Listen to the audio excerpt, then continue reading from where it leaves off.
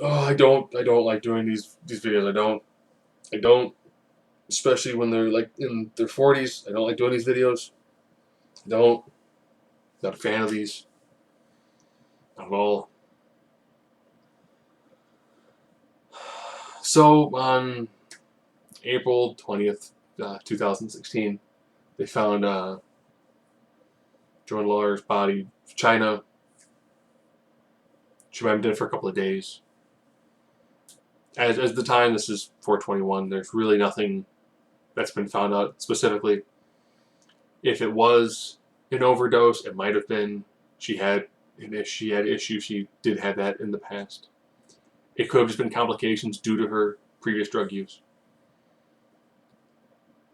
And she was a mainstay in 90s till 2001 when she left the WWE. To say she broke the mold is an understatement. She was a very rare breed of female athlete who legitimately looked like she could take on men. And she did.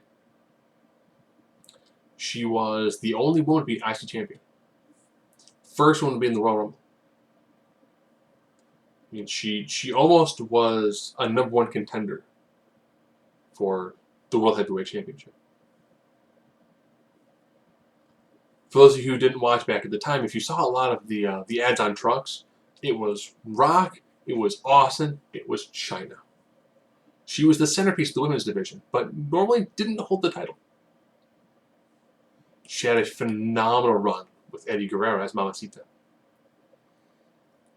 And she did, ironically, one of her most favorite matches is she took on Ivory when she was in the right to censor. This was WrestleMania, I think, 17. And it's just, Chyna shows up and she's just this massive woman and just destroys Ivory, become champion. But legitimately, she could fight men. She was bigger than most men. They did some odd things with her here and there. She really did blaze the trail for people, essentially like Beth Phoenix. Kind of in a way to Natalya. Because here you have a big, stronger woman who could wrestle men. And she was, for the era, she wasn't bad in the ring. Would I say that if she worked like an NXT now? Probably. You could tell that her game was, that she was a bodybuilder, she was a power lifter. You could tell that, and that's how she wrestled. She wrestled the power game, which made sense. Rough around the edges a little bit, but for the Attitude Era, perfect. Perfect fit. As Triple H just said, if you look at just her wrestling career, definitely should be in the Hall of Fame. Once she left the WWE, that was a pretty rough 15-year span. If you don't know what she did, Google her. You will see she did a lot of parody films. So she did go into the adult side of things. She had a lot of runs with drugs. She was on the Surreal Life. And you could tell that the wrong people had an enormous amount of control in her life.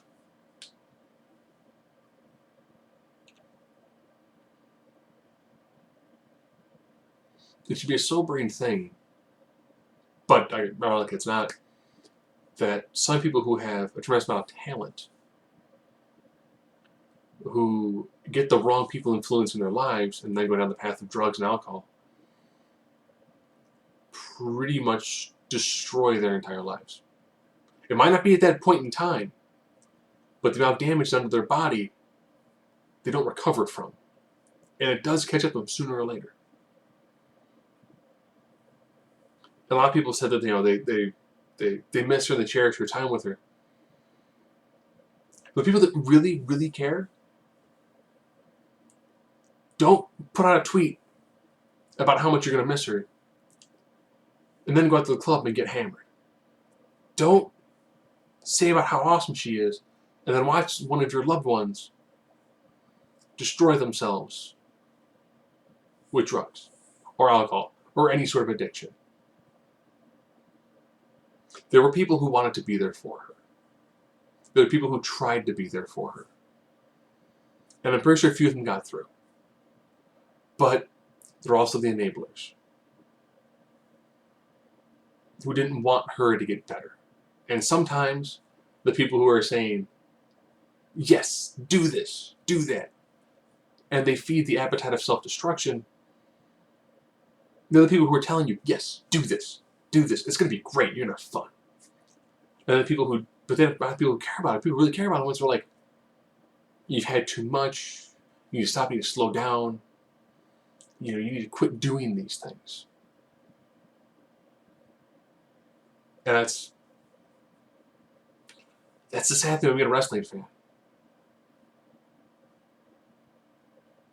A lot of them either they retire young due to injuries, or they don't get to see 50 because of a lifestyle that's just horrendous on the body.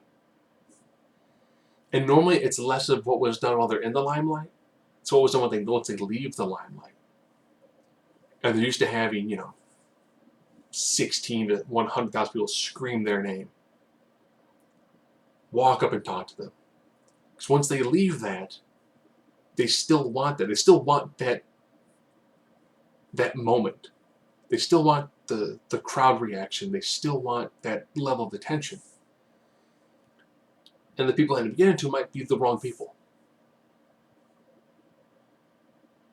So it's sad, it's tragic. There was a lot of great talent there. And I'll put this in a paraphrase like with the Ultimate Warrior. Warrior burned bridges, but both sides put aside the differences and they got together for a common goal. And they worked things out and hammered things out pretty much at the very end of Warrior's life. They got to finally bury the hatchet. He got to show up, he got to make that one big speech. And had it not happened at that time, he would have died before going into the Hall of Fame. That's not going to happen with Chyna. Randy Savage burned bridges. It wasn't until recently, after he had been left this world for quite a few years, that some of the wounds of the living had finally healed to acknowledge the accomplishments of Randy Savage. Maybe in a few years, Chyna will get the recognition she deserves and go into the Hall of Fame. Maybe. There are a lot of wounds that the living are going to have to deal with. The biggest one being, through stubbornness, you can't just say on one side, stubbornness on both sides, that they could not have reconciliation. So to her friends, family, my prayers with you during this hard time. To the people that are going to just look at the horrible things that she did and all the rough parts of her life and accentuate that is your choice. You can either use rose-colored glasses, or you can be like, well, the eyes of truth show you. Well, if you think about her pre-2001, or if we just focus on post-2001, it's the same person, just two different eras. And for the people that pushed her aside, they're going to have to live with the fact that they're not going to have that moment of, things went bad. We could have handled it better. And or they said they were sorry and just gotten past it.